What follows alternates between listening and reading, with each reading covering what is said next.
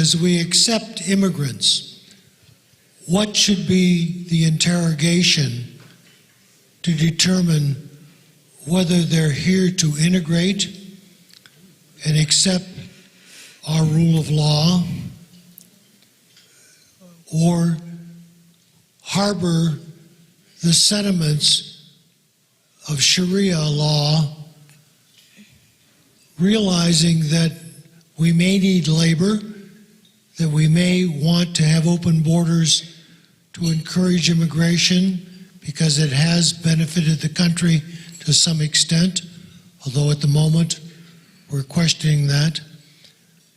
What is it that we should interrogate in order to assure that we are having folks that will embrace who we as Americans cherish as important to being an American?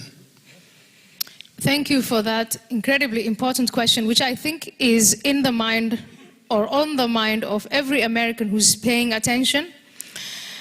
I was up until almost 1 a.m. last night, communicating with my network about rescuing a woman. I'm not going to tell you where from, but she's in a Muslim country. She gave an interview talking about her development, how she believed, who her family is, and how she no longer believes in Islam. That whole critical thinking process. Members of her community saw this, and the threats on her life began. It's women like that, and it's not only women, there are also men. I think if you have been following any of what's going on in some of these countries, there were the Bangladeshi bloggers. And there are still some of those bloggers, not only in Bangladesh, they're in Saudi Arabia, they're in Syria, they're in Iraq, they're everywhere.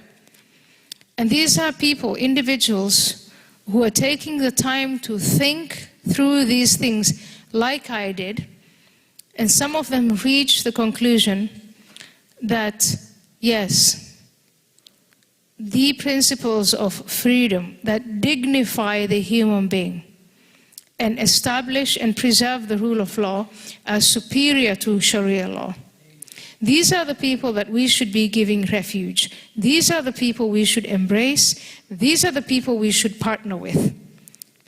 And I know that there's so many of them in the closet, because coming out of the closet means risking death. Real and present danger. And I think that is the criteria we need to make. If there are young children, if there are vulnerable women and vulnerable men, and we feel we are morally obligated to rescue them, then we should negotiate with them that they have to abandon those values and embrace ours. And if they don't, it's a choice. We don't rescue them. That comes across as being extremely hard and cruel and crass. But if you don't do that, we're going to get what you see unfolding in Europe, which is a mindless, senseless, unplanned immigration.